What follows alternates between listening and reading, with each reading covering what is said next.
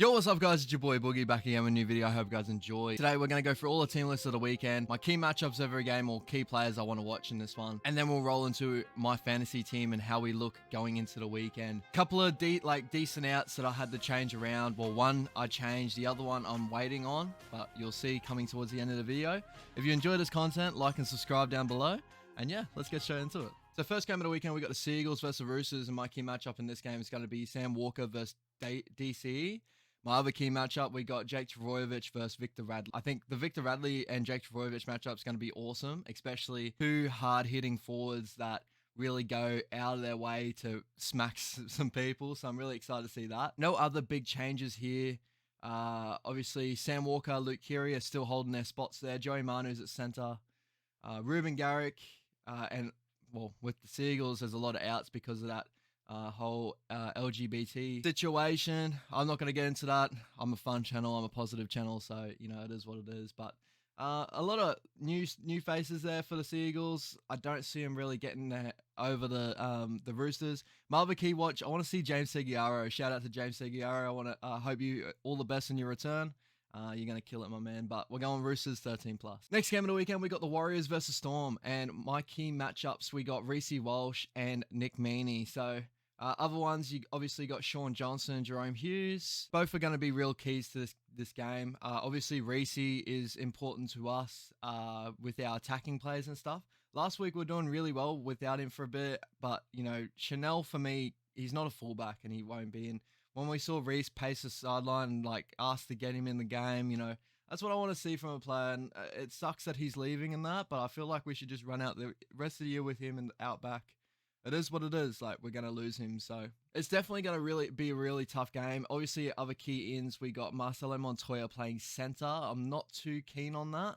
We'll have to see, especially, well, Jesse Arthur's apparently been pulled up with a leg strain or like a thigh strain. Yeah, it's going to be a tough game. Obviously, the Storm backline is pretty much unchanged at the moment, which is where a lot of their errors do come from. That and the edges. So hopefully we give it a good crack at Auckland's, but I think the Storm might just get us. I don't know, but I'm going with Warriors, baby. You know me. Next game, we've got the Eels versus Panthers, and my key matchup in this game is going to be Mitchell Moses versus Nathan Cleary. Mainly because, number one, Nathan Cleary is without his second-hand man, Jerome Luai, for a long extent of time.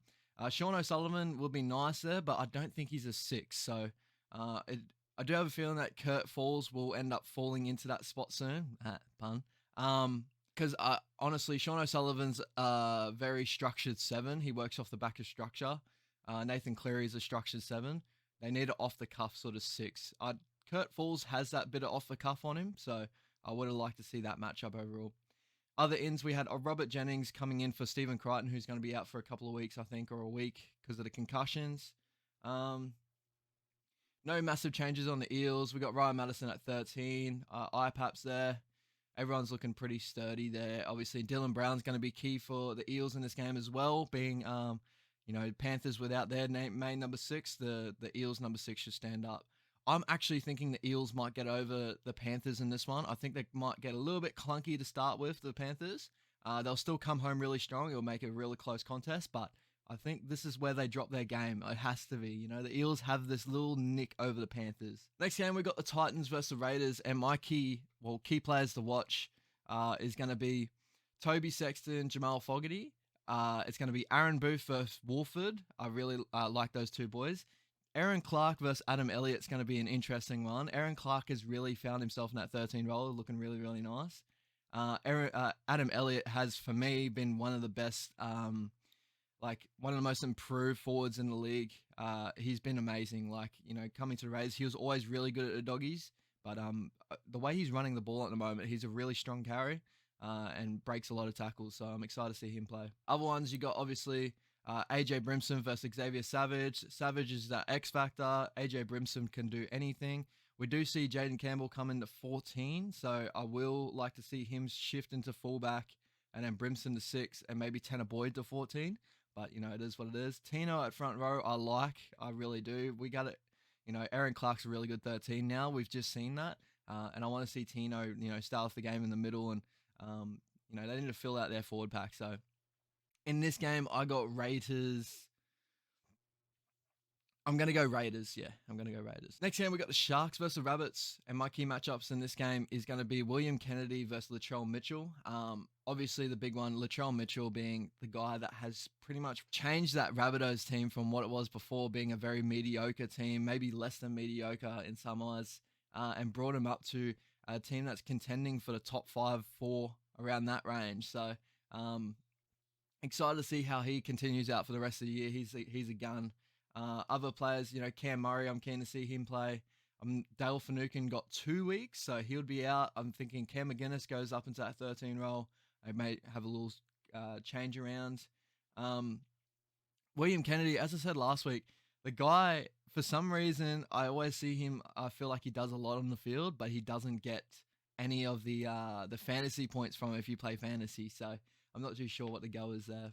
Other than that, I'm going to go the Sharks at home. I think the Rabbits may not get it over the Sharks in this one.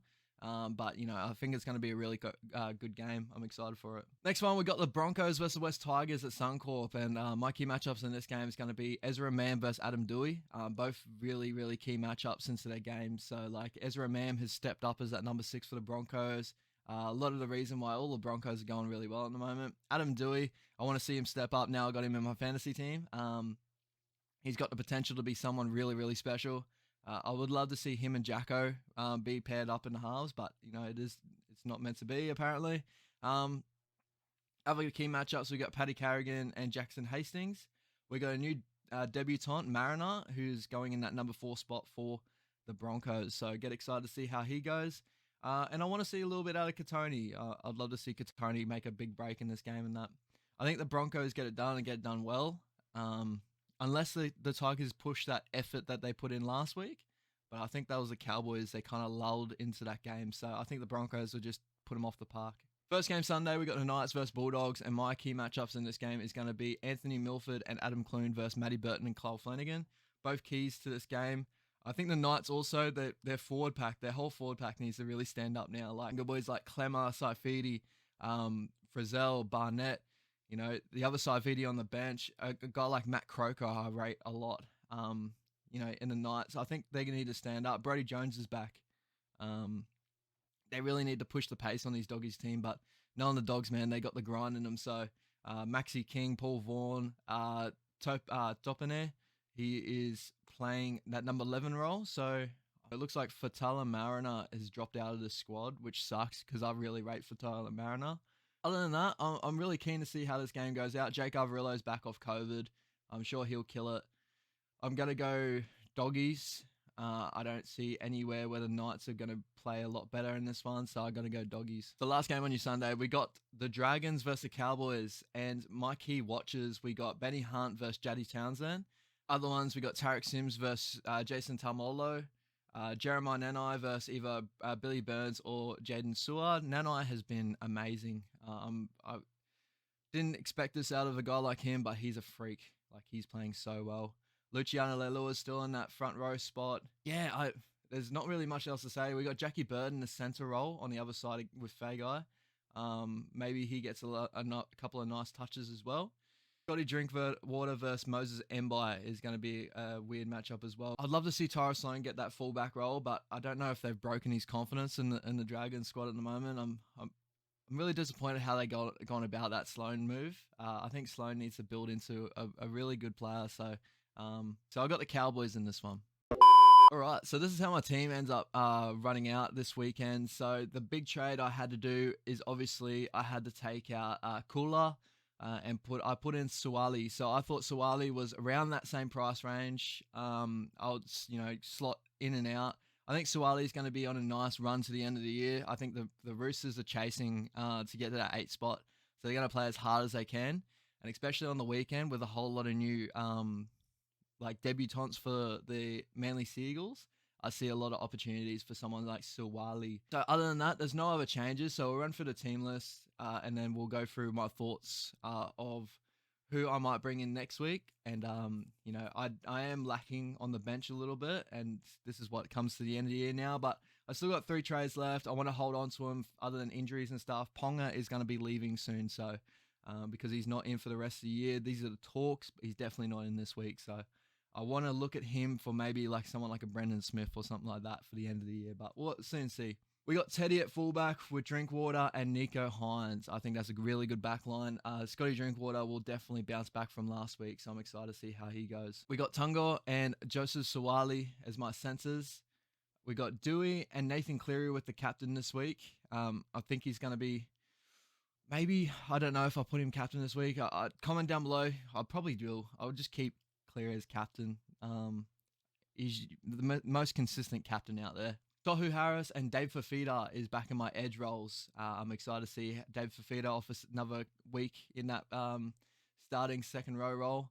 And Tohu is playing really good footy at the moment from the front row in the Warriors. Cam Murray, Isaiah Papali'i, and Adam Elliott. I see Elliott probably scoring a little bit better this week. I think he's got a lighter matchup who they've got.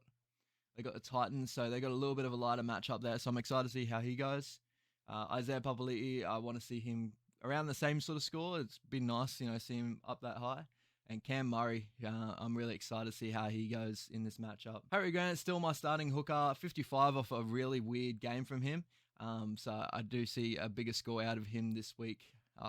It sucks against my poor Warriors. Reed Marnie in my bench hooker role. I want to see him get a little bit more. Hopefully this week with the Panthers challenge, he's going to step up. I do see him doing that because you don't usually see him drop under 50s with Reed Marnie, or under 40s at least. Jason Tumlolo of 47. It was a weird game last week. I thought he did a lot and he got a 47, but it is what it is. Gets in another jump with him. Aaron Booth, again, getting that starting hooker role. I do see good things out of him, so I'm excited to see him. I'll keep him in that role. Will Kennedy, the guy that underscores in fantasy, but I think he's real vital for footy. With 21 last week, I want to see him get more. The only reason why he's there now is because Ponga ended up not getting into the squad, obviously with a concussion. So I didn't really feel comfortable bringing in Fidel. He can go for 50s, 60s, or he could drop out. So maybe I will switch those two around. Who knows? And risk it for the biscuit. Because sometimes he can get real high scores and then he'll get a 5 and just ruin my week. Bollett is with 23. He's not getting as many minutes as what he did to start with. I do see a really good player out of him. He's going to be a good player of the future, probably not right now. And Wishart I think he's a bench role at the moment, so won't see too much out of him. Ponga, as I said to you before, I'm thinking that I might bring in Brendan Smith. So he's definitely a player that I'm looking at. 461. It should be just a straight swap coming into next. So because he's back off injury, off suspension. So yeah, I want to see how he goes. I think he's going to be vital for the Storm coming towards the end of the year, really lock up their middle. I know in that Sharks games they're getting to eat apart with him there too, but I think, the Storm have just got to get better. I don't know what it is, but they just have to get better. It's just them. So it is what it is. Comment down below what you reckon of the squad for the weekend. Hopefully build up some sort of ranks to make it a little bit more respectable than 19,000, my dumbass. So we keep building anyway. We're going to get better for next year. EPL video should be coming out maybe on the weekend. So also, I want to let you know that I'm moving into my house very shortly. Next week it is going to happen. So next Tuesday I'll get my keys. So the Tuesday video probably won't be out. I'll probably do a Wednesday video back at home, but we're going to be moving in that.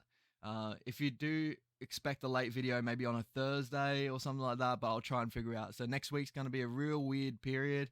If I don't put out a video, I'm very sorry. It's just a really crazy period. I won't get internet till Thursday at the new house, but get excited. I'm going to go to a new little studio. It's going to build over time. It may look blank to start with, but it's going to build into something special. So I promise you guys that. But thank you guys sticking around. Like and subscribe down below, and I appreciate every single one of you.